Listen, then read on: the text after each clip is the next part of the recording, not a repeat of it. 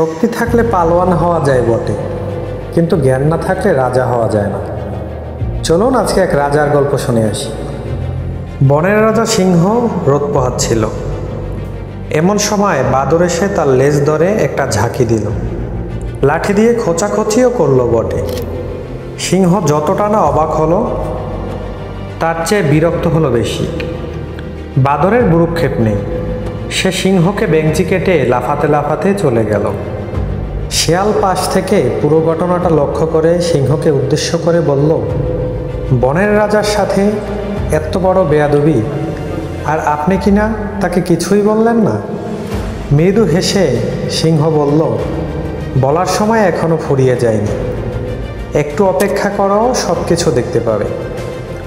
কয়েকদিন পর হঠাৎ করে বাদর সিংহের সামনে এসে পড়ল এবং সিংহ তাকে সেখানেই এক থাপ্পড়ে শেষ করে দিল। শিয়াল অবাক হয়ে সিংহকে জিজ্ঞেস করলো, সেদিন বাদর অত অন্যায় করলো, আপনি তাকে কিছুই বললেন না, অথচ আজকে তেমন কিছু করেনি, কিন্তু আপনি তাকে মেরে ফেললেন।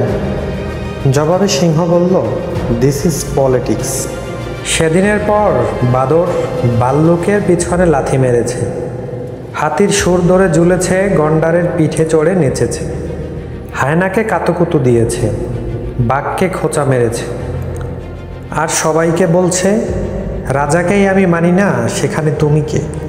সেদিন ওরে মারলে সবাই বলতো আমি বনের রাজা হয়ে ক্ষমতার অপব্যবহার করেছি। আজকে একটু পর দেখবে সবাই এসে বলবে, থ্যাংক ইউ রাজা সাহেব।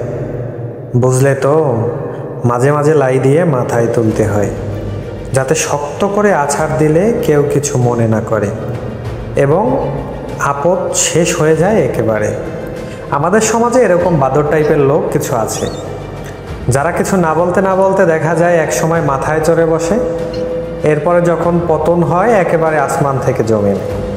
তাই ভাই, জীবনটাকে অকালে শেষ করো না, বাদরামি বাদ দাও।